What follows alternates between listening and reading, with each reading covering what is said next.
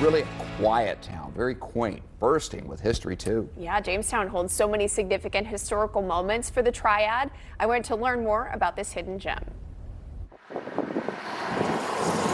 A place where the past and the present meet. It's just a, fun, quaint little town. It's very cozy. We have a little of everything.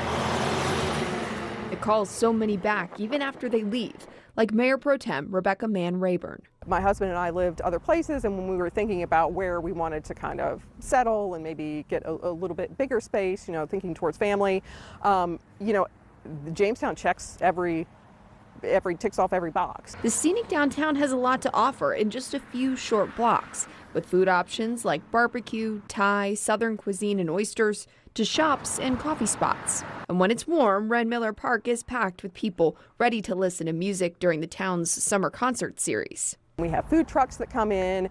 There are different bands every month, and we really try to, hit a lot of those different things. And something that really is going to interest everybody. No matter what you're doing, the brick sidewalks get you where you need to go. But for Rebecca, the thing she's most proud of is the commitment to keeping the character of the town. Oh wait, this is something special. It's not just the same building over and over. It's not, and even in the residential areas, you don't see the same home over and over. It's got a lot of variety. From the well-known Mendenhall home place dating back to the 1700s, which served as a stop on the Underground Railroad, to the Jamestown Library, a hidden gem that was one of the first high schools in Guilford County. It grew to include 1st through 12th grade. Linda Kenner attended the school and serves as the library's archivist. We knew that school was a privilege, and it was an education that was very enthusiastically taught. We had devotions every morning before school. She and a group of others organized in the 1980s, fundraising to save the building and turned it into a library after it sat vacant for years. In 1984, we started fundraising efforts, and people started donating things like the uniforms behind us, and the yearbooks, and the photographs,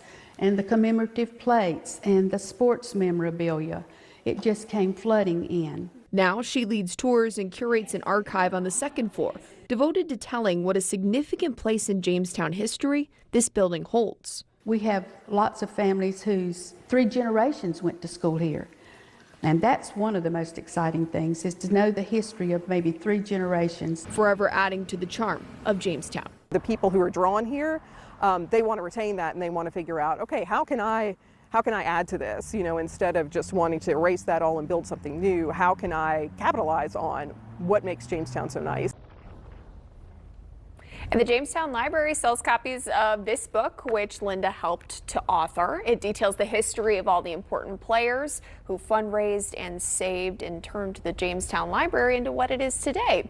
You can also schedule tours of the archives with Linda by calling the library and making an appointment with her.